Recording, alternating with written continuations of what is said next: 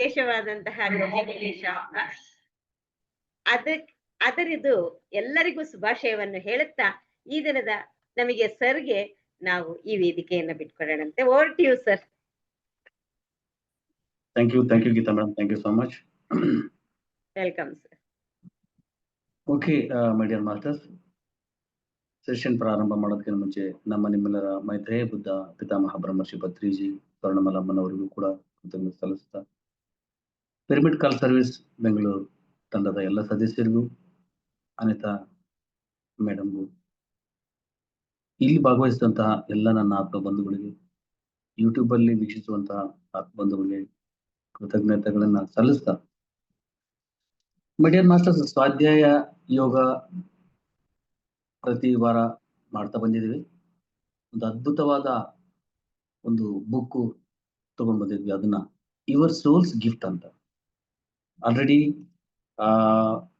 ಇದು 4th episode. ಇದು ಒಂದೊಂದು ಎಪಿಸೋಡು ನೀವು ತಿಳ್ಕೊಂಡಾಗ ಅದರ ಅಂತರಾರ್ಥ ಗೊತ್ತಾಗುತ್ತೆ. ಇದೆಲ್ಲ ಇಲ್ಲೇವರೆಗೂ ಕೇಳ್ದಂಗಿರುತ್ತೆ, ಏನಾದ್ರೂ ಕೇಳಿದ್ರೆ ನಿಮಗೆ ಜ್ಞಾಪಕ ಬರಲ್ಲ. ಯಾಕಂದ್ರೆ ನೀವು ಮೈಂಡ್ ಇಂದ ಕೇಳಿದ್ರೆ ಅಷ್ಟೇ, ಬುಕ್ಕದಲ್ಲಿ ಒಂದು ನೋಟ್ ಬುಕ್ ಅಲ್ಲಿ ಪೆನ್ ತಗೊಂಡು ಬರೋದಿಲ್ಲ. ಸ್ವಾಧ್ಯಾಯ ಯೋಗ ಯಾವತ್ತು ಆ ಒಂದೊಂದು ಲೈನು ಬರೀಲಿಕ್ಕೆ ಎಷ್ಟು ಅವರು ಸ್ಟ್ರಗಲ್ ಮಾಡಿರ್ತಾರೆ, ಎಷ್ಟು ಎನರ್ಜಿ ಕೊಟ್ಟಿರ್ತಾರೆ ಆಥರ್ಸ್ ಅಂದ್ರೆ, ಅದು ಆ ಬುಕ್ ಓದೋರ್ಗೆ ಗೊತ್ತು. ಆ ಬುಕ್ಕು ಒಂದು ಬುಕ್ ಕೊಂಡ್ಕೊಂಡು ಬರ್ತೀರಿ, ನೀವು ಬಂದ ತಕ್ಷಣ ಓದ್ತೀರ ಅದನ್ನ, 3 ವರ್ಷ 4 ವರ್ಷ ಆದ್ಮೇಲೆ ಬುಕ್ ಮುಟ್ತೀರಿ. ಯಾಕೆ ಆ ಬುಕ್ ಮುಟ್ತೀರಿ ಅವಾಗ ಅಂದ್ರೆ, ಆ ಬುಕ್ಕಲ್ಲಿ ಬರ್ತಿರ್ತಕ್ಕಂಥ ಆಥರ್ ಎನರ್ಜಿ ಫ್ರೀಕ್ವೆನ್ಸಿ ನಾವು ಕನೆಕ್ಟ್ ಆಗ್ಬೇಕು, ಅದರಲ್ಲಿ ಇರ್ತಕ್ಕಂಥ ನಾಲೆಡ್ಜ್ ಅರ್ಥ ಆಗ್ಬೇಕು. ಮುಂಚೆ ನೋಡ್ರಿ, ನೀವು ಭಗವದ್ಗೀತೆ ಕೇಳ್ದಂಗಿತ್ತು, ಚೆನ್ನಾಗಿ ಎಲ್ಲ ಅರ್ಥ ಆಗ್ದಂಗಿತ್ತು, ಆದ್ರೆ ಏನು ಗೊತ್ತಾಗ್ತಿದ್ದಿಲ್ಲ. ಈಗ ಒಂದೊಂದು ಲೈನು ನಿಮ್ಗೆ ಅರ್ಥ ಆಗ್ತದೆ, ಯಾಕೆಂದ್ರೆ ನಮ್ಗೆ ಆ ಧ್ಯಾನದಿಂದ ಆ ಜ್ಞಾನ ಸಿಕ್ಕಿದೆ. ಸೊ ಆ ರೀತಿ ಇದನ್ನ ಈ ಒಂದು ರಾಬರ್ಟ್ ಸ್ಕ್ವಾಡ್ಸ್ ಬರ್ತಿರ್ತಕ್ಕಂಥ ಯುವರ್ ಸೋಲ್ ಗಿಫ್ಟ್ ಅಂತಕ್ಕಂಥದ್ದನ್ನ ಇವತ್ತು 3ನೇ ಅಧ್ಯಾಯಕ್ಕೆ ಬಂದಿದೀವಿ, 4th ಎಪಿಸೋಡ್ಗೆ. ಇಲ್ಲಿ ಮೇಯ್ನು ಇಲ್ಲಿ ಏನ್ ಹೇಳಿದಾರೆ ಅಂದ್ರೆ, ಈ ಒಂದು ಇವತ್ತಿನ ಚಾಪ್ಟರ್ ಅಲ್ಲಿ the healing power of the life. ಇಡೀ ನಮ್ಮ ಜೀವನ ನಡೀತಕ್ಕಂಥದ್ದು ನಮ್ಮ ಹೀಲಿಂಗ್ ಅಂದ್ರೆ ನಮ್ಮೊಳಗಡೆ ನಮ್ಗೆ ಹೀಲಿಂಗ್ ನಡೀತಾ ಇದೆ. ಯಾಕೆ ನೀವು ಈ ಪ್ರೀ ಬರ್ತ್, ನಾವು ಬರ್ತ್ ತಗೊಳ್ಳೋದಕ್ಕಿಂತ ಮುಂಚೆ ಏನ್ ಪ್ಲಾನ್ ಮಾಡಿ ಬಂದ್ವಿ, ಯಾಕಂದ್ರೆ ಆ ಹೀಲಿಂಗ್ ಸರಿಗ ಆಗಿಲ್ಲ ನಮ್ಗೆ. ಹೀಲಿಂಗ್ ಯಾರಿಗೆ ಸರಿಗೆ ಅದನ್ನ ನಾವು ಆ ಕ್ಲೆನ್ಸಿಂಗ್ ಮಾಡ್ಕೊಂಡಿರಲ್ವೋ ಪದೇ ಬರ್ಬೇಕು. ಇಲ್ಲಿ ಕರ್ಮ ಅಂದ್ಕೋಬಹುದು, ಕರ್ಮ ಹೀಲಿಂಗ್ ಅಂದ್ಕೋಬಹುದು. ಯಾವಾಗ ಇದರಿಂದ ಇವತ್ತೆಲ್ಲ ಈ ಹೀಲಿಂಗ್ ಅಂದ್ರೆ ಏನು, ಇದನ್ನ ನಾವು ಇನ್ನೊಬ್ರಿಗೆ ಹೀಲ್ ಮಾಡ್ಬೇಕಾ, ಇಲ್ಲ ಬೇರೆಯವ್ರ ಹತ್ರ ನಾವು ಹೀಲ್ ಮಾಡ್ಕೋಬೇಕಾ, ಇಲ್ಲ ಏನು ಇದ್ರದ್ದು ಎಲ್ಲ ಡೀಟೇಲ್ ತಿಳ್ಕೊಳ್ತಾ ಹೋಗೋಣ. ಲೈಫ್ ಅಂತಕ್ಕಂಥದ್ದು ಚಾಲೆಂಜಸ್. ನಿಮ್ಗೆ ಈ ಪ್ರತಿಯೊಂದು ಕೂಡ ನಾವು ಈ ಒಂದು ಆಧ್ಯಾತ್ಮಿಕತೆ ಬಂದಾಗ ಚಾಲೆಂಜಸ್ ತಗೊಂಡ್ಬರ್ತೀವಿ. ಪ್ರೀ ಬರ್ತೆ ಪ್ಲಾನಿಂಗ್ ಇರುತ್ತೆ, ಫ್ರೀ ವಿಲ್ ಇರುತ್ತೆ. ಇಲ್ಲಿ ಯಾರಿಗೂ ಅರ್ಜೆಂಟ್ ಏನಿಲ್ಲ, ಏನ್ ಇವಾಗಲೇ ಎನ್ಲೈಟನ್ ಆಗ್ಬಿಡ್ಬೇಕು ಎಲ್ರು ಅಂತನೂ ಇಲ್ಲ. ಪ್ರತಿಯೊಂದು ಕೂಡ ಫ್ರೀ ವಿಲ್. ಇಲ್ಲ ನಾನು ಇನ್ನೊಂದು 3 ಜನ್ಮ ಬಂದು ಎಷ್ಟು ಚೆನ್ನಾಗಿ ಎಂಜಾಯ್ ಮಾಡಿ ಹೋಗ್ತೀನಿ, ನಾನು ಕ್ರಿಕೆಟ್ ಆಡಿ ಹೋಗ್ತೀನಿ, ನಾನು ಹಾಡುಗಳು ಹೇಳಿ ಹೋಗ್ತೀನಿ, ನೋ ಪ್ರಾಬ್ಲಮ್, ಫ್ರೀ ವಿಲ್. ನಾವ್ ಏನ್ ಬೇಕಾದ್ರೆ ಮಾಡ್ಬೋದು. ಯಾಕೆಂದ್ರೆ ಈ ಯಾವಾಗ ನಮ್ಮಲ್ಲಿ ಸ್ಪಿರಿಚುವಲ್ ಗ್ರೋತ್ ಆಗ್ಬೇಕಂದಾಗ ಕೆಲವು ಸಫರಿಂಗ್ಸ್ ಅಂತ ಬರುತ್ತೆ. ಸಫರಿಂಗ್ಸ್ ಅಂದ ತಕ್ಷಣ ತುಂಬಾ ಜನ ಎದುರ್ಕೊಂಡ್ಬಿಡ್ತಾರೆ, ಅಯ್ಯೋ ನನಗೆ ಕಷ್ಟ ಬರ್ಬೇಕಾ ಇದು. ಸೊ ಅದನ್ನ ಏನ್ ಹೇಳ್ತಾರೆ ಅಂದ್ರೆ, ಹೊಡೆತಗಳು ಬೀಳುತ್ತೆ ನಮ್ಗೆ, ಬೀಟಿಂಗ್ಸ್ ಅಂತಾರೆ. ನಮ್ಗೆ ಹೊಡೆತ ಬೀಳ್ತಿರುತ್ತೆ ಲೈಫ್ ಚಾಲೆಂಜ್ಗೋಸ್ಕರ.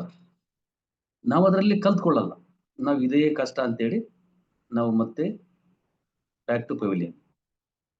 ಯಾಕಂದ್ರೆ ಇಲ್ಲಿ ಒಂದು ಸೋಲ್ ಪ್ಲಾನ್ ಅಂತಕ್ಕಂಥದ್ದು ಮಾಡಿದಾಗ ಆ ಕಾರ್ಮಿಕ್ ಅಕೌಂಟ್ನ, ನಮ್ದು ಅಕೌಂಟು ಇನ್ನೂ ಕ್ಲೋಸ್ ಆಗಿಲ್ಲ, ನಮ್ದು ಹಂಗೆ ಓಪನ್ ಅಲ್ಲಿ ಇದೆ. ನಾವು ಯಾವಾಗೋ ಬ್ಯಾಂಕ್ ಅಕೌಂಟ್ ಮಾಡಿದ್ವಲ್ಲ ಕರ್ಮ ಅಕೌಂಟು, ಅದಿನ್ನೂ ಕ್ಲೋಸ್ ಆಗಿಲ್ಲ. ಎಲ್ಲಿವರೆಗೂ ಆ ಅಕೌಂಟ್ನ ಕ್ಲೋಸ್ ಮಾಡಲ್ಲ ಅಲ್ಲಿವರೆಗೂ EMI ಕಟ್ತಾನೆ ಇರ್ಬೇಕು ನಾವು. ಪ್ರತಿ ತಿಂಗಳು EMI ಕಟ್ದಂಗೆ ಪ್ರತಿ ಜನ್ಮಕ್ಕೆ EMI ಕಟ್ತಾ ಹೋಗ್ಬೇಕು ನಾವು, ಅದು ಅಕೌಂಟ್ ಕ್ಲಿಯರ್ ಆಗದೆ ಇರೋದು. ಯಾವಾಗ ನಾವು ಹೋದ್ವಾರ ತಿಳ್ಕೊಂಡ್ವಿ, ಯಾವಾಗ ನಮ್ಮಲ್ಲಿ ಸ್ಪಿರಿಚುವಲ್ ಅವೇಕನಿಂಗ್ ಅಂತ ಆಗ್ತದೋ ಪ್ರತಿಯೊಬ್ಬರಿಗೂ ಆಗುತ್ತೆ. ಒಬ್ರು ಹೊಡೆತ ಕೊಡಕ್ಕೆ ಬರ್ತಾರೆ, ಅದು ಸ್ಪಿರಿಚುವಲ್ ಅವೇಕೆನಿಂಗ್. ಒಬ್ಬನ್ ಜಗಳ ಮಾಡಕ್ ಬರ್ತಾನೆ, ಒಬ್ಬನ್ ಕಷ್ಟ ಕೊಡಕ್ ಬರ್ತಾನೆ, ಒಬ್ಬನ್ ಪಾಠ ಕಲಿಸ್ತಾನೆ, ಇವೆಲ್ಲ ಕೂಡ ನಮ್ಮಲ್ಲಿ ಸ್ಪಿರಿಚುವಲ್ ಅವೇಕೆನಿಂಗ್ ಆಗ್ತದೆ. ಆವಾಗ ಲೈಫ್ ಪರ್ಪಸ್ ನಾವು ಬಂದಿದ್ದು ಯಾಕಂತ ಗೊತ್ತಾಗಿ ನಾವು ಅದನ್ನ ಮುಂದುವರಿಸ್ತಾ ಹೋಗ್ತೇವೆ. ಯಾಕೆಂದ್ರೆ ಪ್ರತಿಯೊಂದು ಇವತ್ತು ನಾವು ಏನೇ ಜೀವನದಲ್ಲಿ ನಡೀತಾ ಇದೆ ಅಂತಂದ್ರೆ ಯಾವುದನ್ನು ಕೂಡ already pre planned. Healing and soul purpose ಅಂತ ಇವತ್ತಿನ ಒಂದು ಚಾಪ್ಟರ್. ನಾವು ಎಷ್ಟೋ ಜನ್ಮಗಳಲ್ಲಿ ಆಲ್ರೆಡಿ ನಾವು ಹೀಲರ್ಸ್ ಆಗಿ ಕೆಲಸ ಮಾಡಿದ್ವಿ. ನಾವು ಜನ್ಮಗಳಲ್ಲಿ ಹೀಲರ್ಸ್ ಅಂದ್ರೆ ಗೊತ್ತಾ, ಎಲ್ರಿಗೂ ನಮ್ಮ ಶಕ್ತಿನ ದಾರಿ ಎರೆದಿದ್ವಿ. ಎಂತ ಪ್ರಾಬ್ಲಮ್ ಇರೋರ್ಗೂ ತಥಾಸ್ತು ಅಂತ ಆಶೀರ್ವಾದ ಮಾಡಿದ್ವಿ. ಇದೆಲ್ಲ ಮಾಡಿ ಮತ್ತೆ ಈ ಜನ್ಮಕ್ಕೆ ಬಂದ್ ಬಿದ್ದಿದೀವಿ ನಾವು. ನಾವೇನೋ ಎಲ್ಲರನ್ನ ಉದ್ಧಾರ ಮಾಡ್ತೀವಿ, ಎಲ್ಲರನ್ನ ನಾವು ಹೀಲ್ ಮಾಡಿ ಅವ್ರನ್ನ ಗುಣಮುಖ ಮಾಡ್ಬಿಟ್ವಿ ಅಂತ ಅಂದ್ಕೊಂಡ್ವಿ. ಇಲ್ಲಿ ಬಂದ್ಮೇಲೆ ಗೊತ್ತಾಯ್ತು, ಪತ್ರಿಜಿ ಗುರುಗಳು ನಮಗೆ ಸಿಕ್ಮೇಲೆ ಗೊತ್ತಾಯ್ತು, ಹೀಲಿಂಗ್ ಅಂತಕ್ಕಂಥದ್ದು ಇನ್ನೊಬ್ರಿಗೆ ಮಾಡೋದಲ್ಲ, ಹೀಲಿಂಗ್ ಅಂತಕ್ಕಂಥದ್ದು ಇನ್ನೊಬ್ಬರಿಂದ ಮಾಡಿಸ್ಕೊಳ್ಳೋದಲ್ಲ, ನಮ್ಮಷ್ಟಕ್ಕೆ ನಾವೇ ಹೀಲ್ ಮಾಡ್ಕೋಬೇಕು. Only self healing. ನಮ್ಮಲ್ಲಿ ಸೆಲ್ಫ್ ಹೀಲಿಂಗ್ ಆಗದೆ ಹೋದ್ರೆ ಬೇರೆಯವ್ರು ಡಿಪೆಂಡ್ ಆದ್ರೆ ಅದು ಯಾವತ್ತೂ ಮುಗಿಲಾರದ ಸಮಸ್ಯೆ. ಅದು ನಮಗೆ ಈ ಒಂದು ಸೋಲ್ ಹೀಲಿಂಗ್ ಆಗ್ತಕ್ಕಂಥದ್ದು ನಿಮಗೆ ಆಲ್ರೆಡಿ ಡ್ರೀಮ್ಸ್ ಮೂಲಕ ಆಗ್ತಾ ಇದೆ. ಎಷ್ಟೋ ನಮ್ಗೆ ಕನಸುಗಳು ಬೀಳುತ್ತೆ, ಆ ಕನಸುಗಳು ಬಿದ್ದಾಗ ಅಸ್ಟ್ರಲ್ ಹೀಲಿಂಗ್ ಆಗುತ್ತೆ. ನಿಮಗೆ ಗೊತ್ತಿದೆ, ಅಸ್ಟ್ರಲ್ ಸರ್ಜರಿ ಅಂತ ನಡೀತದೆ. ಕೆಲವು ನಾವು ಧ್ಯಾನ ಮಾಡ್ಬೇಕಾದ್ರೆ ಗ್ರೂಪ್ ಕಾನ್ಶಿಯಸ್ನೆಸ್, ಈ ಸಮೂಹ ಧ್ಯಾನ ನಾವೆಲ್ಲ ಮಾಡಿದಾಗ ಎಷ್ಟೋ ಜನಕ್ಕೆ ಆ ಸರ್ಜರಿ ಅಸ್ಟ್ರಲ್ ಹೀಲಿಂಗ್ ಆಗಿದೆ, ಸರ್ಜರಿ ಹೀಲಿಂಗ್ ಆಗಿದೆ. ಈ ರೀತಿ ನಮ್ಮೊಳಗಡೆ ನಾವೇ ಆಗ್ಬೇಕು ಹೊರತು ಬೇರೆ ಯಾರಿಂದೋ ನಾವು ಡಿಪೆಂಡ್ ಆಗಿ ಮಾಡ್ತಕ್ಕಂಥದ್ದು. ಈ ಹೀಲಿಂಗ್ ಅಂದ ತಕ್ಷಣ ಬರೀ ನನಗೆ ಆರೋಗ್ಯ ಸಮಸ್ಯೆ ಇದೆ ಹೀಲ್ ಮಾಡಿ, ನನಗೆ ಮೆಂಟಲಿ ಎಫೆಕ್ಟ್ ಇದೆ, ನನಗೆ ಡಿಪ್ರೆಷನ್ ಇದೆ ಹೀಲಿಂಗ್ ಮಾಡಿ. ರಿಯಲಿ ಹೀಲಿಂಗ್ ಎಲ್ಲಿ ಮಾಡ್ಬೇಕಂತಂದ್ರೆ ಅದು ಆತ್ಮದಲ್ಲಿದೆ. ಆತ್ಮನ ಹೀಲ್ ಮಾಡ್ಕೋಬೇಕು ನಾವು. ಸೆಲ್ಫ್ ಹೀಲಿಂಗ್ ಅಂದ್ರೆ ಸೋಲ್ ಹೀಲಿಂಗ್. ಆ ಸೋಲ್ ಹೀಲಿಂಗ್ ನೋಡಿ, ಇದೆಲ್ಲ ಕೂಡ ರಾಬರ್ಟ್ ಸ್ಕ್ವಾಟ್ಸ್ ಅವರು ಎಂತ ನಾವು ನೋಡಿ ಎಂತೆಂತ ಮಾಸ್ಟರ್ಸ್ ನಮಗೆ ಕನೆಕ್ಟ್ ಮಾಡಿಕೊಟ್ಟಿದ್ದಾರೆ ಪತ್ರಿಜಿ ಗುರುಗಳಂದ್ರೆ. ಇವೆಲ್ಲ ತಿಳ್ಕೊಳ್ತಾ ಹೋದಾಗ ಗೊತ್ತಾಗುತ್ತೆ ನಮಗೆ. ಬರೀ ನಾನು ಹೇಳಿದ್ದನ್ನೇ ನೀವು ಫಾಲೋ ಮಾಡಿ ಅಂತ ಹೇಳಿಲ್ಲ ಪತ್ರಿಜಿ, ಎಂತೆಂತ ಮಾಸ್ಟರ್ಸ್ ನಮ್ಗೆ ಕನೆಕ್ಟ್ ಮಾಡಿದ್ದಾರೆ. ಸೊ ಆ ರೀತಿ ಇದರಲ್ಲಿ ನೋಡಿ, ಹೀಲಿಂಗು ಫಿಸಿಕಲ್ ಲೆವೆಲ್ ಅಲ್ಲಿ ಆಗುತ್ತೆ, ಎಮೋಷನಲ್ ಲೆವೆಲ್ ಆಗುತ್ತೆ. ಮೇನ್ ಆಗ್ಬೇಕಾಗಿರೋದು ಅಲ್ಲಿ ಸೋಲ್ ಹೀಲಿಂಗ್ ಆಗುತ್ತೆ. ಸೋಲ್ ಹೀಲಿಂಗ್ ಆಗ್ಬೇಕಂದ್ರೆ ಏನಾಗಿದೆ ಅಂದ್ರೆ, ಸೋಲ್ ಹೀಲಿಂಗ್ ಯಾಕೆ ಆಗ್ತಿಲ್ಲ ಅಂದ್ರೆ ಇದನ್ನ ಡೀಪ್ ಓನ್ಸ್ ಅಂತ ಅಂದ್ರೆ, ಈ ಗಾಯಗಳಂತಾರಲ್ಲ, ಈ ಗಾಯಗಳು ಒಳಗಡೆ ಸೇರ್ಕೊಂಡ್ಬಿಟ್ಟಿದಾವೆ, ಹಿಡನ್ ಆಗ್ಬಿಟ್ಟಿದಾವೆ, ಅದನ್ನ ಹೊರಗಡೆ ತೆಗಿಯಕ್ ಆಗ್ತಿಲ್ಲ ಇಲ್ಲಿವರೆಗೆ ನಮ್ಗೆ. ಅದನ್ನ ನಾವು ಈ ಧ್ಯಾನದ ಮೂಲಕ ಅದನ್ನ ಹೀಲ್ ಮಾಡ್ಕೋಬೇಕು. ಆ ಗಾಯಗಳನ್ನೆಲ್ಲ ತೆಗಿಬೇಕು. ಅದನ್ನ ಸೋಲ್ ಲೆವೆಲ್ ಅಲ್ಲೇ ತೆಗಿಬೇಕು ನಾವು. ಸೋಲ್ ಹೀಲಿಂಗೇ ಮಾಡ್ಕೋಬೇಕು. ಇದಕ್ಕೆ ಅವಾಗ ಅನ್ರಿಸಾಲ್ವ್ಡ್ ಕರ್ಮ, ಆ ಕರ್ಮ ಆ ಡಿಸಾಲ್ವ್ ಆಗದೆ ಇರ್ತಕ್ಕಂಥದ್ದು ಎಲ್ಲ ಕೂಡ ಇದರಲ್ಲಿ ಡಿಸಾಲ್ವ್ ಆಗುತ್ತೆ. ಇಲ್ಲೇ ಇವ್ರಿಗೆ ನಾವು ಬಚ್ಚಿಟ್ಕೊಂಡಿದ್ವಲ್ಲ ಅದನ್ನ. ಅದಕ್ಕೆ ಈ ಒಂದು ಆತ್ಮ ಶರೀರ ರೂಪದಲ್ಲಿ ತಗೊಳ್ತದೆ. ಶರೀರ ತಗೊಂಡು ಆ ಆತ್ಮ ಬಂದು ಅವಾಗ ಹೀಲ್ ಮಾಡ್ಕೊಳ್ತದೆ. ಅದು ಅದನ್ನ ಹೀಲ್ ಮಾಡ್ಕೊಂಡಿಲ್ಲ ಅಂದ್ರೆ ಏನ್ ಸಮಸ್ಯೆ, ಏನ್ ಪ್ರಾಬ್ಲಮ್ ಇಲ್ಲ. ಮತ್ತೆ ಮತ್ತೆ ಮತ್ತೆ ಜನ್ಮ ತಗೊಳ್ಬೇಕಾಗುತ್ತೆ, ಚಾಲೆಂಜಸ್ ನ ಅನುಭವಿಸ್ಬೇಕಾಗುತ್ತೆ. ಈ ಹೀಲಿಂಗ್ ಪ್ರಾಸೆಸ್ ಅಂತಕ್ಕಂಥದ್ದು ಧ್ಯಾನದಲ್ಲೇ ನಡೀತದೆ. ಅದನ್ನ ಸೂಕ್ಷ್ಮವಾಗಿ ಗಮನಿಸ್ಬೇಕು ನಾವು. ಈ ಕರ್ಮ ಕರ್ಮ ಕರ್ಮ ಅಂತಾರೆ. ಕರ್ಮಗಳು ಶರೀರದಿಂದ ಬರಲ್ಲ, ಆತ್ಮದಿಂದ ಬರೋದು. ಆ ಆತ್ಮದಲ್ಲಿರ್ತಕ್ಕಂಥ ಇವು ಹೇಳಿದಲ್ಲ ಅವಾಗ ವೂಂಡ್ಸ್ ಅಂತಕ್ಕಂಥದ್ದು, ಈ ಗಾಯಗಳಂತಕ್ಕಂಥದ್ದು ಒಂದೊಂದು ಶರೀರ ತಗೊಂಡು ಪತ್ರಿಸರ್ ಹೇಳ್ತಾರೆ, ಕರ್ಮ ಶರೀರದಿಂದ ಬರೋದಲ್ಲ, ಆತ್ಮದಿಂದ ಕರ್ಮಗಳು ಬರೋದು. ಈ ತರ ನಾವು ಅನ್ಫುಲ್ಫಿಲ್ಡ್ ಮಾಡ್ಕೊಂಡಿದ್ರೆ, ಅವೆಲ್ಲ ಹಂಗೆ ಹಿಡಿದಿಟ್ಕೊಂಡ್ರೆ ಮತ್ತೆ ಇನ್ನೊಂದು ಶರೀರ ತಗೋಬೇಕು. ಯಾಕಂದ್ರೆ ಒಂದು ಸ್ಟೋರಿ ಹೇಳ್ತೀನಿ, ನನಗೆ ಗೊತ್ತಿರೋಂಥ ಸ್ಟೋರಿ. ಮತ್ತೆ ಇದರಲ್ಲಿ ಒಂದು ಸ್ಟೋರಿ ಹೇಳಿದ್ದಾರೆ ರಾಬರ್ಟ್ ಅವರು. ಬಟ್ ನನ್ನ ಒಂದು ಅನುಭವದ ಸ್ಟೋರಿ ಅದು ಇದೆಲ್ಲ ಮ್ಯಾಚ್ ಆಗುತ್ತೆ. ಅದೇನಂತಂದ್ರೆ ಒಬ್ಬ ಪ್ರಿವಿಯಸ್ ಲೈಫಲ್ಲಿ ಸೋಲ್ಜರ್, ಸೈನಿಕ ಯುದ್ಧ ಮಾಡ್ಬಿಟ್ಟು ಆ ಯುದ್ಧದಲ್ಲಿ ಮರಣ ಹೊಂದ್ತಾನೆ ಸೈನಿಕ. ಅಂದ್ರೆ ಆ ಎನಿಮೀಸ್ ಇವ್ರಿಗೆ ಶೂಟ್ ಮಾಡ್ಬಿಟ್ಟಿರ್ತಾರೆ. ಆ ಶೂಟ್ ಮಾಡಿದಾಗ ಆ ಶೂಟ್ ಮಾಡೋ ಟೈಮ್ ಎದೆ ಭಾಗಕ್ಕೆ ಶೂಟ್ ಮಾಡಿರ್ತಾರೆ. ಆ ಎದೆ ಭಾಗಕ್ಕೆ ಶೂಟ್ ಮಾಡಿದಾಗ ಹಾಗೆ ಮರಣ ಹೊಂದಿರ್ತಾನೆ. ಅದು ಆ ಟ್ರಾಮಾ ಆಗಿ ಹಂಗೆ ಉಳ್ಕೊಂಡಿರುತ್ತೆ. ಆ ಪೇನ್, ಈ ಸಾಯೋ ಟೈಮ್ಲಿ ಪೇನ್ ಇರುತ್ತಲ್ಲ, ಆ ಪೇನ್ ಹಂಗೆ ಇರುತ್ತೆ.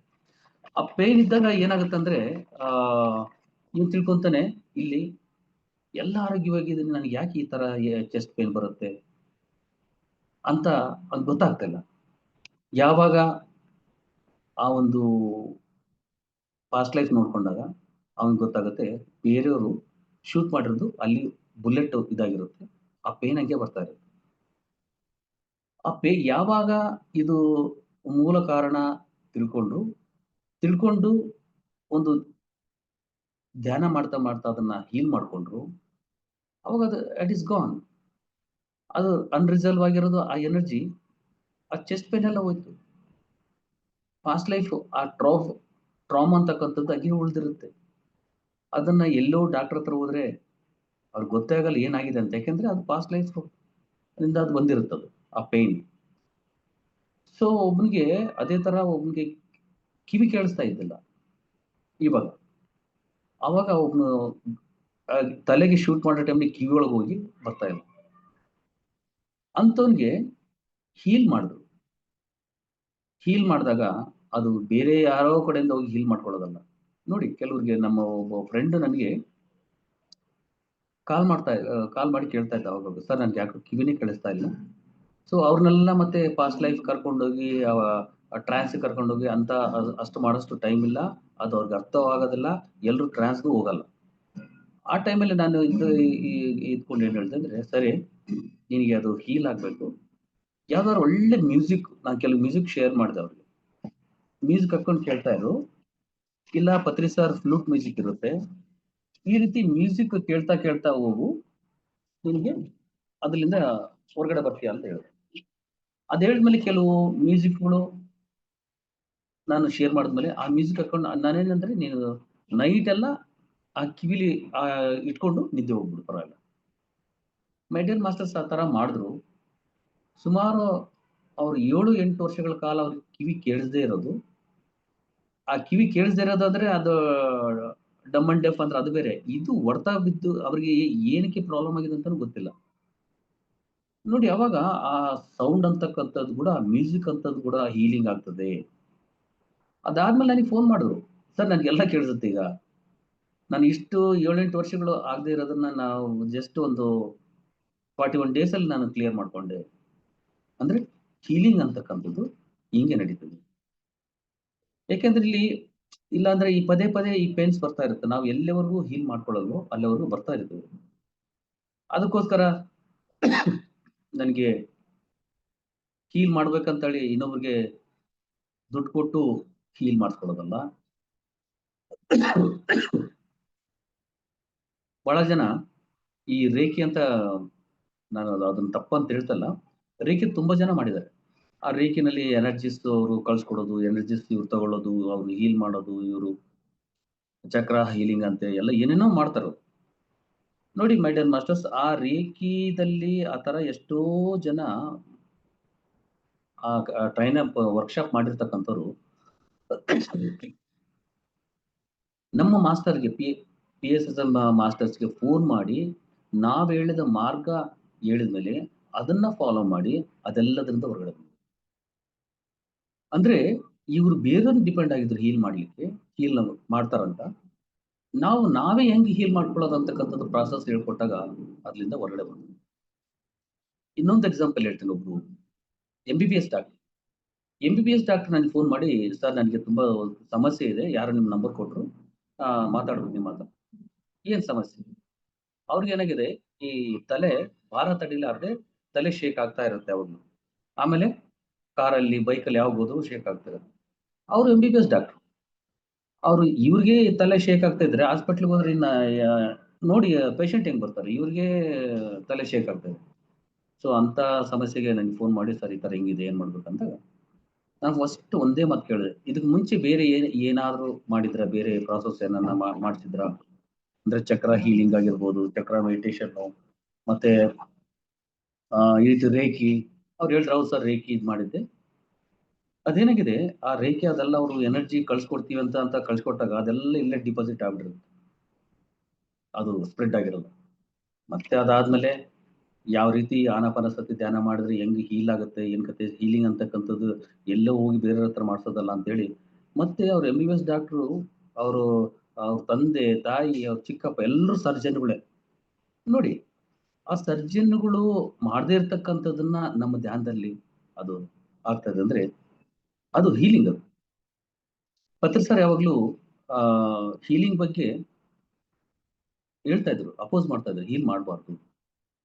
ಯಾಕೆಂದ್ರೆ ಆ ಹೀಲ್ ಅಂತಕ್ಕಂಥದ್ದು, ಸ್ವರ್ಣಮಾಲಾ ಮೇಡಮ್ ಕೂಡ ಮುಂಚೆ ಅವರು ಧ್ಯಾನಕ್ಕೆ ಬಂದು ಅವರು ಥರ್ಡ್ ಡೇ ಅನುಭವಗಳೆಲ್ಲ ನೋಡ್ಕೊಂಡಾಗ ಅವರು ಜೀಸಸ್ ಕ್ರೈಸ್ಟ್ ಜೊತೆ ಮೇಡಮ್ ಅಂದ್ರೆ ಅಂತ ಒಂದು ಎನರ್ಜಿ ಪಡೆದಿರ್ತಕ್ಕಂಥವ್ರು. ಇವರು ಬೆಸ್ಟ್ ಹೀಲರ್ ಸ್ವರ್ಣಮಲಮ್ಮ. ಜೀಸಸ್ ಕ್ರೈಸ್ಟ್ ಯಾವ ರೀತಿ ಹೀಲ್ ಮಾಡ್ಬೇಕು ಅಂತಕ್ಕಂಥದ್ದು ಹೇಳ್ಕೊಟ್ಟಿದ್ವಿ. ಸೊ ಅದನ್ನ ನೋಡಿ ಮತ್ತೆ ಪತ್ರಿ ಸರ್ ಗೊತ್ತಾಗಿ, ಪತ್ರಿ ಸರ್ ಹೇಳಿದ್ರಂತೆ ಅದು ಹೀಲ್ ಎಲ್ಲ ಮಾಡಬಾರ್ದು. ಸೊ ಹೀಲಿಂಗ್ ನಾವು ಸೆಲ್ಫ್ ಹೀಲಿಂಗ್ ಬೇರೆಯವ್ರು ಮಾಡಬಾರ್ದು ಹೀಲಿಂಗ್ ಅಂತ ಹೇಳಿದ್ಮೇಲೆ ಅವರು ಅಲ್ಲಿ ಅವಾಗಲೇ ಸ್ಟಾಪ್ ಮೇಡಮ್. ಅದೇ ರೀತಿ ಪರಿಣಿತಾ ಮೇಡಮ್ ಇದಾರಲ್ಲ, ಅವ್ರ ಗತ ಜನ್ಮದಲ್ಲಿ ಅವ್ರ ಫ್ರೆಂಡ್ಗೆ ಒಬ್ರು ಕ್ಯಾನ್ಸರ್ ಪೇಷಂಟ್ ಅಂತ, ಕ್ಯಾನ್ಸರ್ ಪೇಷಂಟ್ಗೆ ನಮ್ಮ ಫ್ರೆಂಡ್ ಅಲ್ಲ, ಕ್ಲೋಸ್ ಫ್ರೆಂಡ್ ಅಲ್ಲ ಅಂತೇಳಿ ಇವ್ರು ಹೀಲ್ ಮಾಡಿ ಅವ್ರು ಕ್ಲಿಯರ್ ಮಾಡಿದ್ದಾರೆ. ಅವ್ರಿಗೆಲ್ಲ ಕ್ಲಿಯರ್ ಆಗ್ಬಿಡ್ತು. ಆದ್ರೆ ಅದು ಕ್ಲಿಯರ್ ಮಾಡಿರೋದಕ್ಕೋಸ್ಕರ ಇವ್ರು ಮತ್ತೆ ಈಗ ಲೈಫ್ ಟೈಮ್ ತಗೊಂಡಿದ್ದಾರೆ. ಇವಾಗ ಏನು ಅವ್ರಿಗೇನು ಆ ಥರ ಏನಿಲ್ಲ, ಆದ್ರೂ ಕೂಡ ಇನ್ನೊಂದು ಲೈಫ್ ಟೈಮ್ ತಗೊಳ್ಳೋ ಆಯ್ತು. ಅಂದ್ರೆ ನೋಡಿ, ನಾವು ಮಾಡ್ತಕ್ಕಂಥದ್ದು ಹೀಲಿಂಗ್ ಅಂತಕ್ಕಂಥದ್ದನ್ನ ನಮ್ಗೋಸ್ಕರ ಮಾಡ್ಕೋಬೇಕು ಬರ್ತೇವೆ, ಬೇರೆಯವ್ರಿಗೆ ಮಾಡಿದಾಗ ಇದು ಪತ್ರಿ ಸರ್ ಎಷ್ಟೋ ವಿಡಿಯೋಗಳಲ್ಲಿ ಹೇಳಿದ್ದಾರೆ. ನಿಮ್ಗೆ ಆ ವಿಡಿಯೋ ಬೇಕಾದ್ರೆ ಕಳ್ಸಿಕೊಡ್ತೀನಿ. ಯಾಕೆಂದ್ರೆ ಇಲ್ಲಿ ಈ ತರ ನಾನು ಯಾಕೆ ಹೇಳ್ತಾ ಇದ್ದೇನೆ ಅಂದ್ರೆ, ಒಂದೊಂದು ಇನ್ಸಿಡೆಂಟು ಆ ಜೀವನದಲ್ಲಿ ನಡೆದಿರ್ತಕ್ಕಂಥದ್ದು, ಈ ಟ್ರಾಮಾ ಅಂತಕ್ಕಂಥದ್ದು ಚಿಕ್ಕ ವಯಸ್ಸಿನಿಂದನೇ ಬರ್ತದೆ, ಮಕ್ಕಳಿಂದನೇ ಬರುತ್ತೆ. ಎಲ್ಲಿವರೆಗೂ ನಾವು ಹೀಲ್ ಮಾಡ್ಕೊಳ್ಳಲು ಅಲ್ಲಿವರೆಗೂ ರಿಪೀಟ್ ಆಗ್ತಾರೆ. ಒಬ್ರು ವೈಫ್ ಅಂಡ್ ಹಸ್ಬೆಂಡ್, ಅವರು ನನ್ಗೆ ಗೊತ್ತಿರ್ತಕ್ಕಂತಾರೆ, ವೈಫ್ ಅಂಡ್ ಹಸ್ಬೆಂಡ್ ಅವರು ಅವ್ರ ಇನ್ನ ಮಕ್ಕಳಾಗಿದ್ದಿಲ್ಲ. ಅವ್ರ ಗಂಡ ಹತ್ರ ಬಂದಂದ್ರೆ ಭಯ, ಗಂಡ ಹತ್ರಕ್ಕೆ ಬರಂಗಿಲ್ಲ, ಬಂದ್ರೆ ಭಯ ಭಯ ಭಯ ಭಯ, ಅವ್ರನ್ನ ನಾವು ನೋಡಿದ್ರೇನೆ ಭಯ, ಈ ರೀತಿ ಆಗ್ತಾ ಇತ್ತು. ಸೊ ಇದನ್ನ ಅವ್ರು ಮತ್ತೆ ಪಾಸ್ಟ್ ಲೈಫ್ ರೆಗ್ರೆಷನ್ ಅಂತ ಅವ್ರಿಗೆ ಹೋಗಿದ್ರು ಒಂದ್ ಕಡೆ. ಪಾಸ್ಟ್ ಲೈಫ್ ರೆಗ್ರೆಷನ್ ಅಂತ ಹೋಗಿ ನೋಡ್ಕೊಂಡಾಗ ಆ ಟ್ರಾಮಾ ಹಂಗೆ ಇತ್ತು. ಅಲ್ಲಿ ಏನಾಗಿದೆ ಅಂದ್ರೆ, ಇವ್ರು ಚಿಕ್ಕ ಮಗು ಇದ್ದಾಗ, ಅಂದ್ರೆ ಇವ್ರ ಲೇಡಿ ಇದ್ದಾರೆ, ಇವ್ರು ಚಿಕ್ಕ ಮಗು ಇದ್ದಾಗ ಇವ್ರ ತಂದೆ ಅವ್ರ ತಾಯಿಗೆ ಡೈಲಿ ಬಂದು ಚಿತ್ರಹಿಂಸೆ ಆಗಿ ಹೊಡಿತಾ ಇದ್ರಂತೆ, ಡ್ರಿಂಕ್ಸ್ ಮಾಡ್ಬಿಟ್ಟು.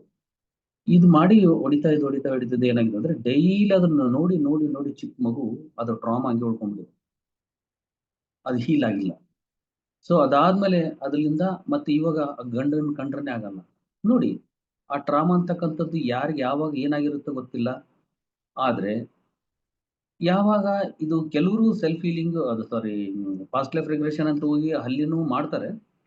ಸೊ ಬೆಸ್ಟ್ ಅಂದ್ರೆ ಸೆಲ್ಫ್ ಹೀಲಿಂಗ್ ನಾವೇ ಮಾಡ್ಕೊಂಡಾಗ, ಇಲ್ಲಿ ವೆರಿ ವೆರಿ ಇಂಪಾರ್ಟೆಂಟ್ ಏನಂದ್ರೆ, ನಾವು ಯಾವುದನ್ನೇ ಆಗಲಿ ಹಿಡಿದಿಟ್ಕೊಳ್ಬಾರ್ದು, ಸಪ್ರೆಸ್ ಮಾಡಿ ಇಟ್ಕೋಬಾರ್ದು. ಎಷ್ಟೆಲ್ಲ ನಾವು ಸಪ್ರೆಸ್ ಮಾಡಿ ಇಟ್ಕೊಂಡಿರುವೆ ಅಲ್ಲಿ ಟ್ರಾಮಾ ಆಗಿರ್ತವೆ, ಅದು ಊನ್ಸ್ ಆಗಿರ್ತವೆ.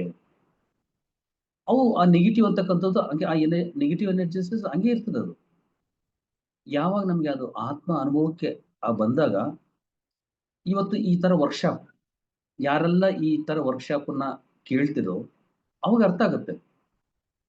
ನಾವು ವರ್ಕ್ಶಾಪ್ ಮಾಡ್ತಾ ಇದೀವಿ, ಸ್ವಾಧ್ಯಾಯ ಯೋಗ ಮಾಡ್ತಾ ಇದೀವಿ ಅಂದ್ರೆ ಯಾರಿಗೂ ಇದ್ರ ಇಂಪಾರ್ಟೆನ್ಸ್ ಗೊತ್ತಿಲ್ಲ.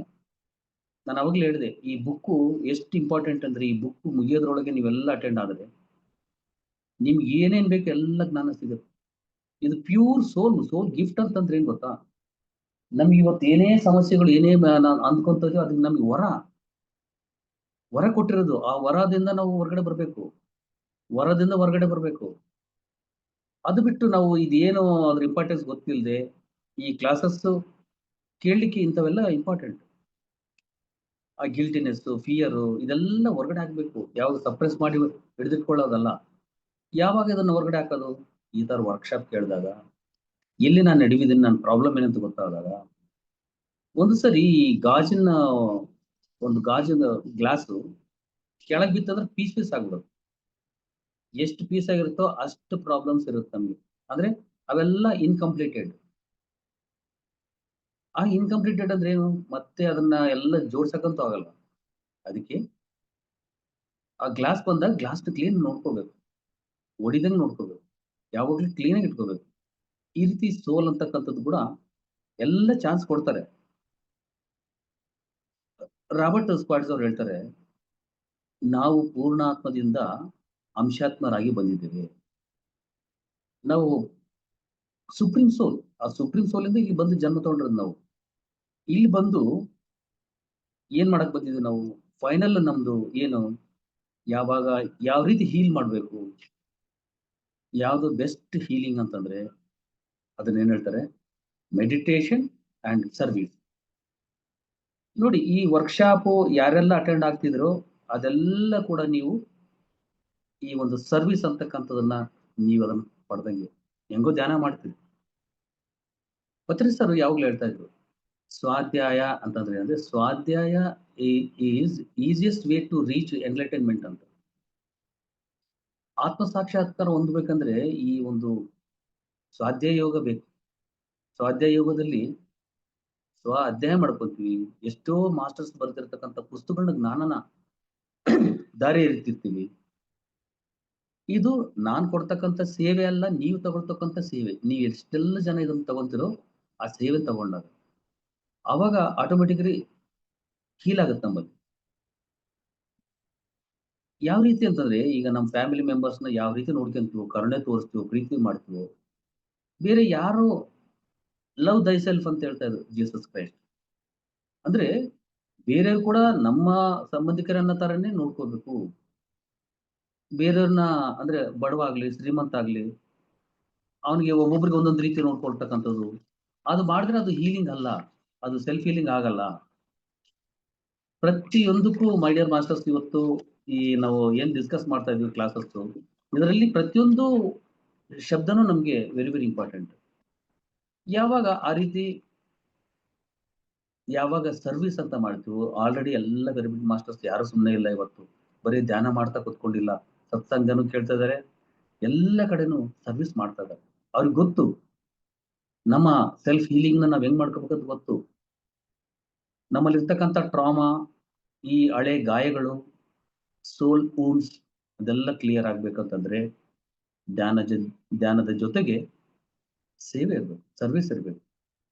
ಯಾವಾಗ ಆ ಸರ್ವಿಸ್ ಬ್ಯಾಲೆನ್ಸ್ ಅಲ್ಲಿ ಇರುತ್ತೋ ಅವಾಗ ನಾವು ಇದೆಲ್ಲದರಿಂದ ಹೊರಗಡೆ ಬರ್ತೀವಿ. ನಮ್ಮ ಪತ್ರಿಜಿ ಗುರುಗಳು ಹಂಗೆ ಮಾಡ್ತಾ ಇದ್ರು.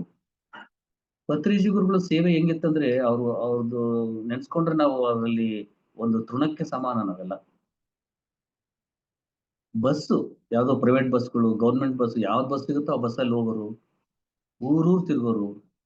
ಅವ್ರ ಏನು ಕಾರು, ಇವೆಲ್ಲ ಬೈಕು ಇವೆಲ್ಲ ಏನಿಲ್ಲ. ಯಾವ್ದೋ ಚಾರ್ಜ್ ಇಟ್ಕೊಂಡು ಬಸ್ಸಲ್ಲಿ ಹೋಗಿ ಎಷ್ಟೋ 30-40 ಕಿಲೋಮೀಟರ್ ಹೋಗಿ ಅಲ್ಲೆಲ್ಲ ಅವ್ರಿಗೆ ಇಷ್ಟ ಆಯ್ತೋ ಇಲ್ಲೋ ಅವ್ರಿಗೆಲ್ಲ ಹೋಗಿ ಅವ್ರದೇ ದಾರಿಲಿ ಅವ್ರಿಗೆ ಅರ್ಥ ಆಗೋ ರೀತಿಯಲ್ಲಿ ಹೇಳಿ. ಅಲ್ಲಿ ಯಾರಾದ್ರೂ ಕುರಿಗಳು ಮೇಯಿಸ್ತಾರಂದ್ರೆ ಆ ಕುರಿಗಳು ಮೇಯಿಸತ್ತ ಹೋಗ್ಬಿಟ್ಟು ಅವ್ರಿಗೆ ಏನ್ ಬೇಕೋ ಅದ್ ಕೊಟ್ಬಿಟ್ಟು ಅವ್ರು ಧ್ಯಾನ ಮಾಡಿದ್ರೆ ಸಾಕು. ಅಲ್ಲೇ ಧ್ಯಾನ ಕೂರ್ಸೋರು. ಹಸು ಮೇಯಿಸೋರ್ ಹತ್ರ ಹೋಗಿ ಅಲ್ಲಿ ಕುಂದರ್ಸಿ ಧ್ಯಾನ ಮಾಡ್ತಾ ಇದ್ರು. ಟ್ರೈನ್‌ಗೆ ಹೋಗ್ತಾ ಇದ್ರು. ಟ್ರೈನ್ ಅದೇನೋ ಸ್ಲೀಪರ್ ಕೋಚ್ ಅಲ್ಲ ಅವಾಗ. ಗಲೀಜ್ ಇದೆಯೋ, ಹೆಂಗ್ ಕ್ಲೀನಿಂಗ್ ಇದೆಯೋ, ಎಲ್ಲಿ ಮಲಗ್ತಿದ್ರು, ಎಲ್ಲಿ ಎದ್ದೇಳ್ತಿದ್ರು. Just imagine. ಅಂತ ಸೇವೆ. ಅವ್ರು ಮಾಡ್ತಕ್ಕಂಥ ಸೇವೆ ಯಾವತ್ತೂ ನಾನು ಎಲ್ಲೇನು ಹೋದ್ರೆ ಇಲ್ಲ ನನ್ಗೆ ಏನು ಆಹ್, ಲಾಡ್ಜಲ್ಲಿ ಒಂದು ಲಾಡ್ಜಲ್ಲಿ ಎಸಿ ಲಾಡ್ಜ್ ಬೇಕು ನನ್ಗೆ. ಎಸಿ ಕಾರ್ ಬೇಕು.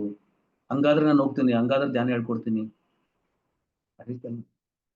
ಒಂದ್ಸರಿ ತಿರುಪತಿನಲ್ಲಿ ಇವರು ಮತ್ತೆ ಡಾಕ್ಟರ್ ಕೊಂಡವೀಟಿ ನ್ಯೂಟನ್ ಸರ್ ಇದಾರಲ್ಲ, ಅವ್ರು ಇಬ್ರು ತಿರುಪತಿಗೆ ಹೋದ್ರು. ತಿರುಪತಿಗೆ ಹೋದಾಗ ಎಲ್ಲರಿಗೂ ಧ್ಯಾನ ಹೇಳ್ಕೊಡ್ಬೇಕಂತ ಹೋದ್ರು. ಹೋದಾಗ ಅಲ್ಲಿ ಒಂದು ರೂಮ್ ಮಾಡಿದ್ರು. ತಿರುಪತಿಲಿ ಒಂದು ಲಾಡ್ಜ್. ಆ ಲಾಡ್ಜ್ ಹೆಂಗಂದ್ರೆ ಅದೇನ್ ಸ್ಟ್ಯಾಂಡರ್ಡ್ ಇಲ್ಲ, ಏನಿಲ್ಲ, ಸಿಂಪಲ್ ಆಗಿ ಏನ್ ಸುಮ್ಮನೆ ಬ್ಯಾಗ್ ಇಡಬೇಕು, ಇವ್ರು ಕುತ್ಕೊಂಡು ಬರ್ಬೇಕು ಅಷ್ಟೇ ಇದ್ದಿದ್ದದು.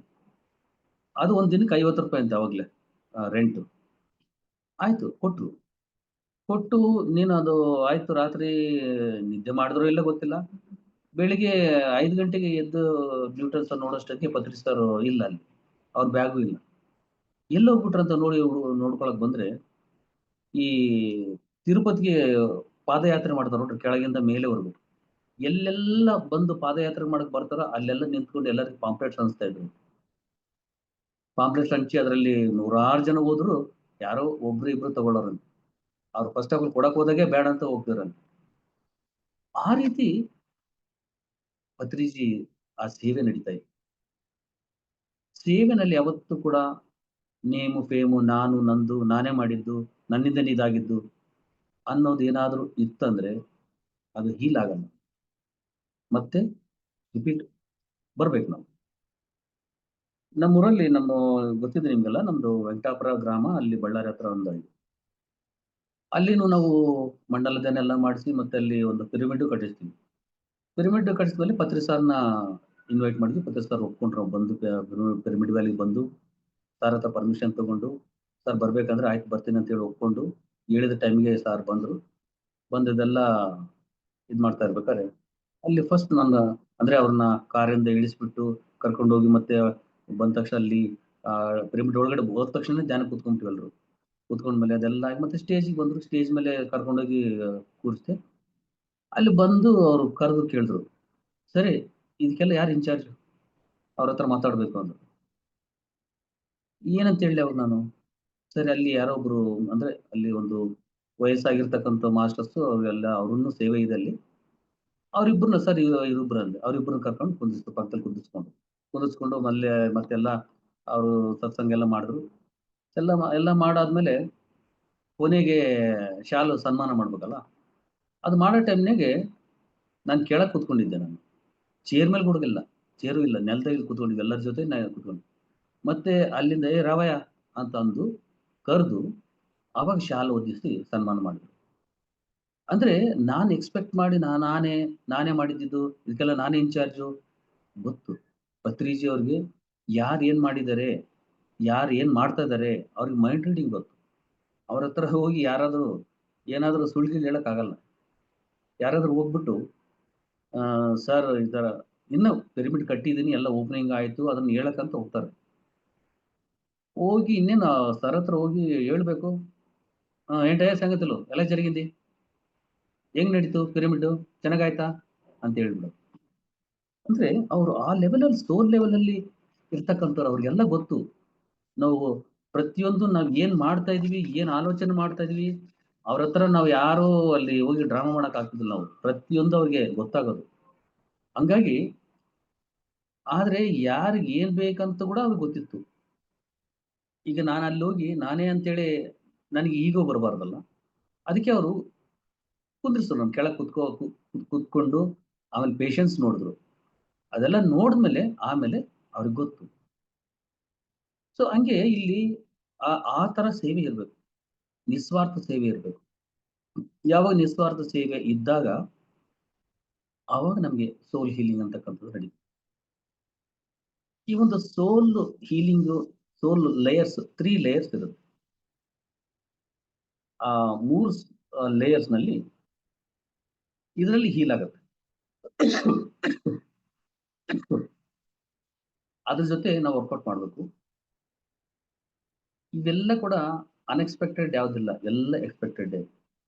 7 ಈ ಒಂದು ಲೇಯರ್ಸ್ 7 ಜೋಡಿ ಆ ಸೋಲ್ ಜೊತೆ ನಾವು ಕನೆಕ್ಟ್ ಆದಾಗ ಇದು ಹೀಲ್ ಆಗುತ್ತೆ.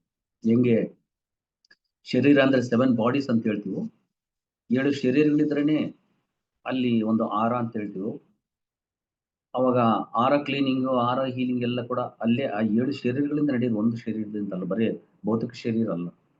ಅದೇ ರೀತಿ ಇಲ್ಲಿ ಕೂಡ ಈ ಆತ್ಮ 3 ಲೇಯರ್ಸ್ ಅಲ್ಲಿ ಅದು ನಮ್ಮನ್ನು ಹೀಲ್ ಮಾಡ್ತಾ ಹೋಗ್ತದೆ. ಅದರಲ್ಲಿ ಫಸ್ಟ್‌ನೇ ಲೇಯರ್ ಹೆಸರೇನಂದ್ರೆ spirit self. Spirit self. Spirit self ಅಂದ ತಕ್ಷಣ ಏನಂದ್ರೆ, ಈ ನಾವು ಪರಮಾತ್ಮನಿಂದ ನಾವು ಬಂದಿರತಕ್ಕಂಥ ಜೀವಾತ್ಮಗಳು. ಈ ಜೀವಾತ್ಮ ಪರಮಾತ್ಮ ಆಗೋ ಒಂದು ಪ್ರಾಸೆಸ್ ಇದೆಯಲ್ಲ, ಸ್ಪಿರಿಟ್ ಅಂದ್ರೆ ಪೂರ್ಣಾತ್ಮ, ಪರಮಾತ್ಮ.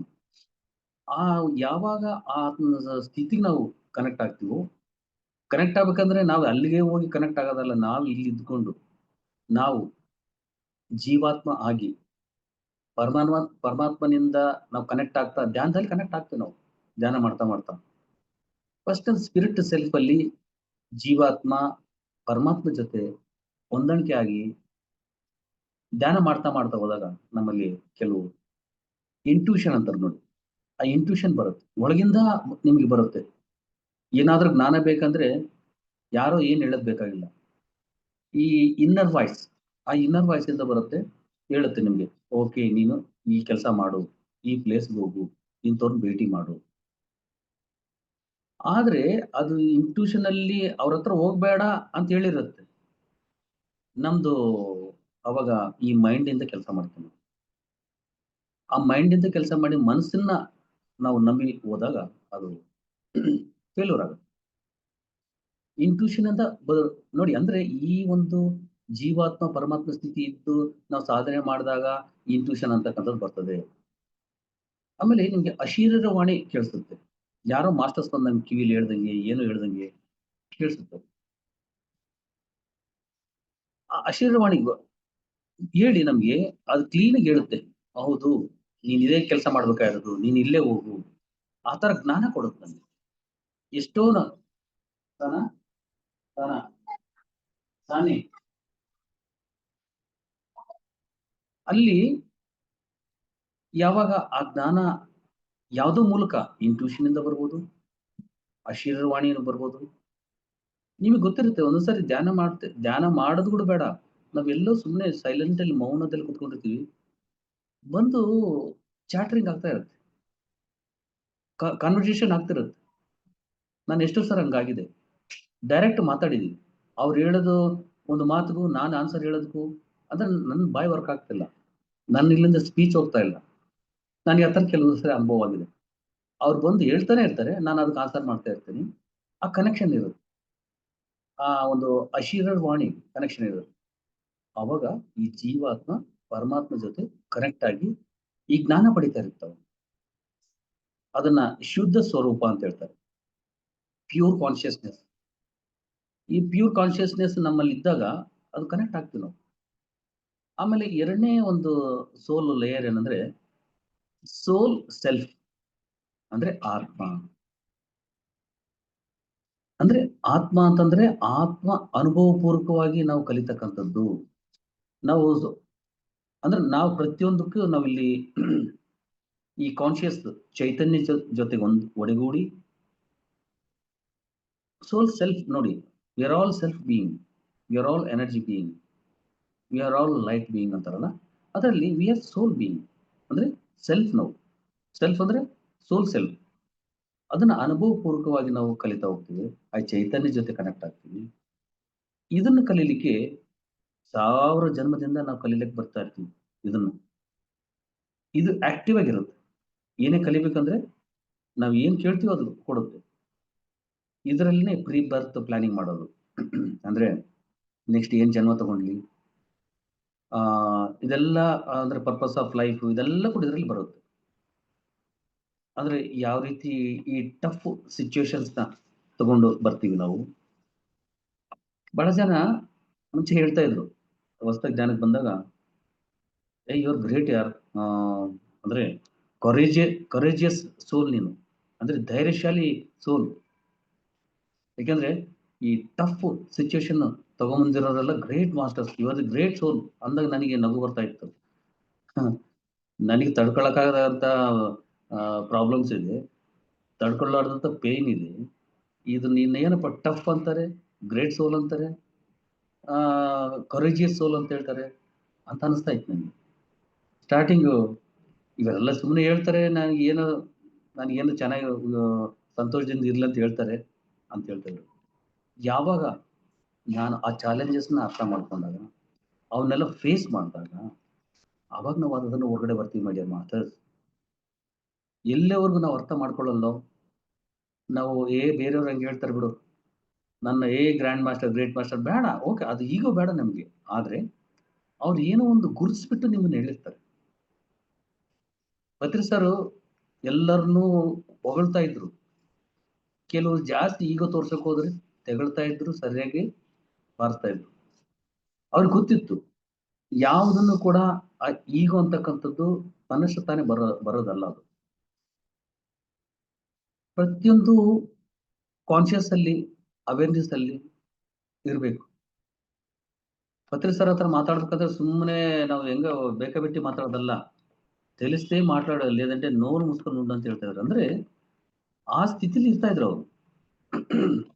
ಇನ್ನು ಈ ಒಂದು ಸೋಲ್ ಲೇಯರ್ಸ್ ಅಲ್ಲಿ ಇನ್ನು 3ನೇ ಸ್ಥಿತಿ ಪ್ರೆಸೆಂಟ್ ಪರ್ಸನಾಲಿಟಿ ಅಂತ. ಈ ಪ್ರೆಸೆಂಟ್ ಪರ್ಸನಾಲಿಟಿ ಅಂದ್ರೆ ನಿಮ್ಗೆ ಅರ್ಥ ಆಗಕ್ಕೆ ಈ ಪ್ರಾರಬ್ಧ ಅಂತ ಹೇಳ್ಬೋದು. ಅಂದ್ರೆ ಈ ಫಿಸಿಕಲ್ ಲೈಫ್ ಅಲ್ಲಿ, ಈ ಫಿಸಿಕಲ್ ವ್ಯಕ್ತಿತ್ವದಲ್ಲಿ ನಾವೇನು ನಾವು ಅನುಭವಿಸ್ತಾ ಇದೀವೋ, ಅದು ರಿಲೇಶನ್ಶಿಪ್ ಆಗಿರ್ಬೋದು, ನಾವು ಮಾಡ್ತಕ್ಕಂಥ ಜಾಬ್ ಆಗಿರ್ಬೋದು, ಒಂದು ಫ್ರೆಂಡ್ಶಿಪ್ ಆಗಿರ್ಬೋದು, ಎಲ್ಲ ಕೂಡ ಈ ಜನ್ಮದಲ್ಲಿ ಇದು ಬರ್ತದೆ. ಇದು ವೆರಿ ವೆರಿ ಇಂಪಾರ್ಟೆಂಟ್. ಈ ಒಂದು ಪ್ರೆಸೆಂಟ್ ಪರ್ಸನಾಲಿಟಿ ಅಂತಕ್ಕಂಥದ್ದು ಇದನ್ನ ಬಂದಿರೋದನ್ನ ಪ್ರತಿಯೊಬ್ರು ಅನುಭವಿಸ್ಲೇಬೇಕು. ಈಗ ನೋಡಿ, ಪ್ರಾರಬ್ಧ ಅನುಭವಿಸ್ಲೇಬೇಕಂತ ಹೇಳ್ತಾರೆ, ಗೊತ್ತಲ್ಲ ನಿಮ್ಗೆ? ಅದು ವೆರಿ ವೆರಿ ಇಂಪಾರ್ಟೆಂಟ್. ನಾವೇ ಸೆಲೆಕ್ಟ್ ಮಾಡ್ಕೊಂಡ್ಬಂದಿರ್ತಕ್ಕಂಥದ್ದು. ಇದು ಸೆಲೆಕ್ಟ್ ಮಾಡ್ಕೊಂಡ್ಬಂದು ನಾವು ಅಲ್ಲಿ ಕೇಳ್ಕೊಂಬಂದು ಇಲ್ಲಿ ಬಂದ್ಮೇಲೆ ನನಗೆ ಇದು ಬೇಡ ಅಂದ್ರೆ ಅದು ಹೀಲ್ ಆಗಲ್ಲ. ಮತ್ತೆ you have to come back. So ಹಂಗೆ ಯಾವಾಗ ನಾವು ಬಂದಿರೋದನ್ನ ಅರ್ಥ ಮಾಡ್ಕೊಂತೀವಿ, ಓಕೆ ನಮ್ಗೆ ಫ್ಯಾಮಿಲಿ ರಿಲೇಶನ್ಶಿಪ್ ಅಲ್ಲಿ ಈ ತರ ಆಗ್ತಾ ಇದೆ ಅಂದ್ರೆ ಯಾಕಿದೆ, ಅದನ್ನ ಓಕೆ ಲರ್ನಿಂಗ್ ಅಂತ ತಿಳ್ಕೊಂಡಾಗ ಡಿಸಾಲ್ವ್. ಒಂದು ಕಂಪನಿಯಿಂದ ಜಾಬ್ ಇಂದ ತೆಗೆದ್ರಂದ್ರೆ ಓಕೆ ನನಗೆ ಮತ್ತೆ ಹೊಸ ಜಾಬ್ ಸಿಗ್ಬೋದು, ಬೇರೆ ಕಂಪನಿ ಅಲ್ಲಿ ಕ್ಲೋಸ್ ಆಯ್ತು, ಅವ್ರದ್ದು ಸೋಲ್ ಕಾಂಟ್ರಾಕ್ಟ್ ಕಂಪ್ಲೀಟ್ ಆಯ್ತು. ನೆಕ್ಸ್ಟ್ ಆ ಕಾಂಟ್ರಾಕ್ಟ್ ಬೇರೆ ಕಡೆ ಇರುತ್ತೆ. ಇಲ್ಲಿ ಜೀವನದಲ್ಲಿ ಯಾರಿಗೆ ಏನೇ ಒಂದು ಚಾಲೆಂಜಸ್ ಬಂದ್ರೆ ಎದುರ್ಕೊಂಡ್ರೆ ಅದನ್ನು ಹೀಲ್ ಮಾಡ್ಕೊಳಕ್ ಆಗಲ್ಲ. ಅದರಿಂದ ಹೊರಗಡೆ ಬರ್ಬೇಕಂದ್ರೆ ಸೆಲ್ಫ್ ಹೀಲಿಂಗ್ ಆಗ್ಲೇಬೇಕು.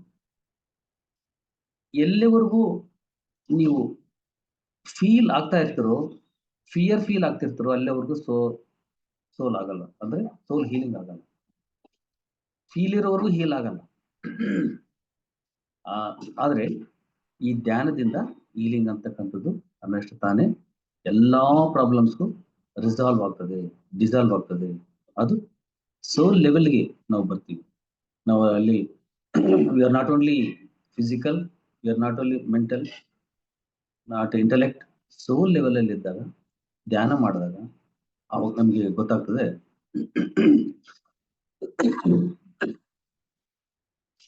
ಸೋಲ್ ಪರ್ಪಸ್ ಏನು, ಪರ್ಪಸ್ ಆಫ್ ಲೈಫ್ ಏನು.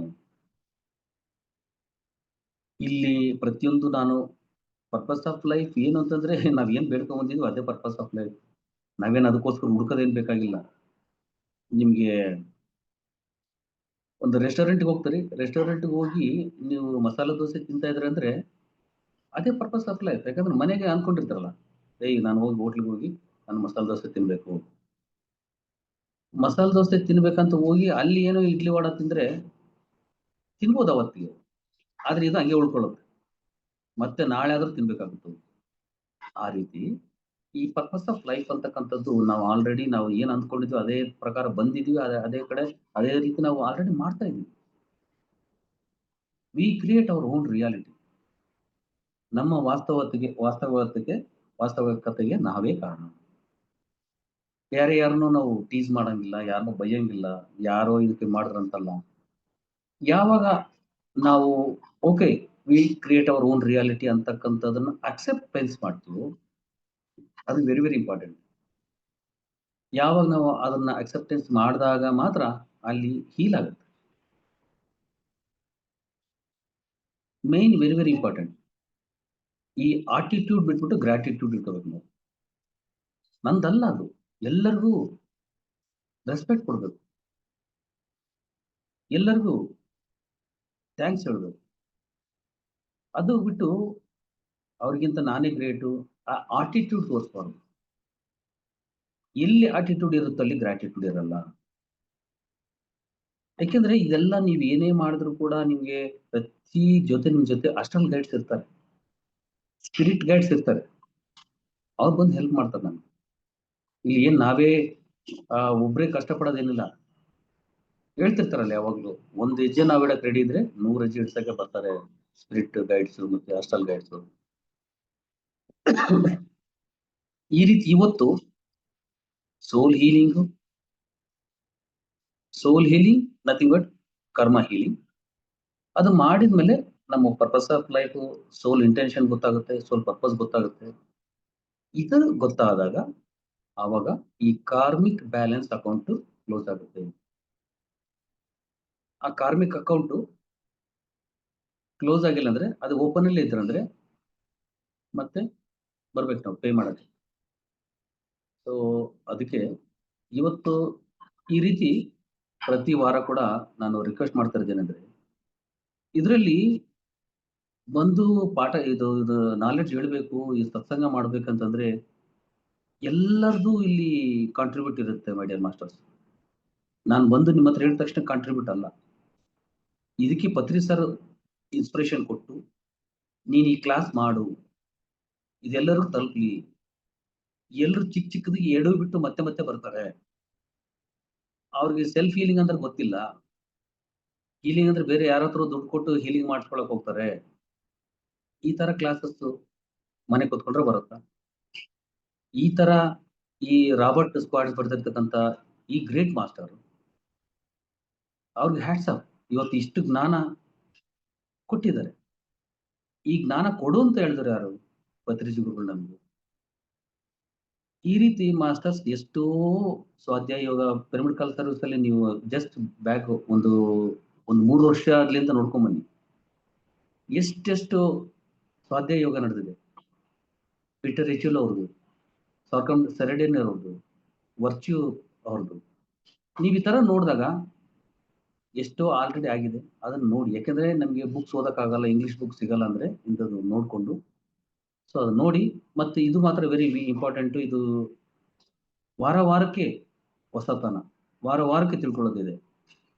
ಸೊ ಟೋಟಲ್ ಇಲ್ಲಿ ಏನ್ ಗೊತ್ತಾ, ನಾವು ಸೋಲ್ ಅಂದ್ರೆ ಏನು, ಸೋಲ್ ಫಸ್ಟ್ ಡೇ ಏನ್ ಮಾಡಿದ್ವಿ, ಅದಕ್ಕೆ ಸೋಲಲ್ಲಿ ಎಷ್ಟೋ ನೀವು ಆ ಕಾನ್ಸೆಪ್ಟ್ ಬರ್ಬಿಟ್ರೆ ಆ ಸೋಲ್ ಅಂದ್ರೆ ತಿಳ್ಕೊಳಕ್ ಎಷ್ಟೋ ಇದೆ. ನಾವೇನು ಸೋಲ್ ಅಂದ ತಕ್ಷಣ ಆತ್ಮ ಶರೀರ ಅಲ್ಲ.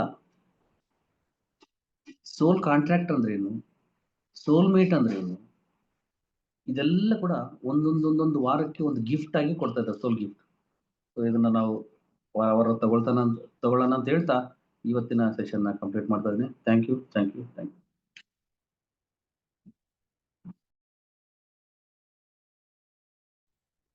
ನಮಸ್ತೆ ಸರ್, ಅದ್ಭುತವಾಗಿತ್ತು ನಿಮ್ಮ ಸೆಷನ್ ಇವತ್ತು. ಸೋಲ್ ಅನ್ನೋದು, ನಮ್ಮ ಸೆಲ್ಫ್ ಹೀಲಿಂಗ್ ಅನ್ನೋದು ಹೇಗ್ ಮಾಡ್ಬೇಕು ಅನ್ನೋದು ತುಂಬಾ ಚೆನ್ನಾಗಿ ನೀವು ಹೇಳಿದೀರಾ. ಆದ್ರೆ ನೀವು ಹೇಳ್ದಂಗೆ ಈ ರೇಖಿ ಅದು ಇದು ಏನೇನ್ ಯಾವ್ಯಾವ್ದ್ರೆಲ್ಲ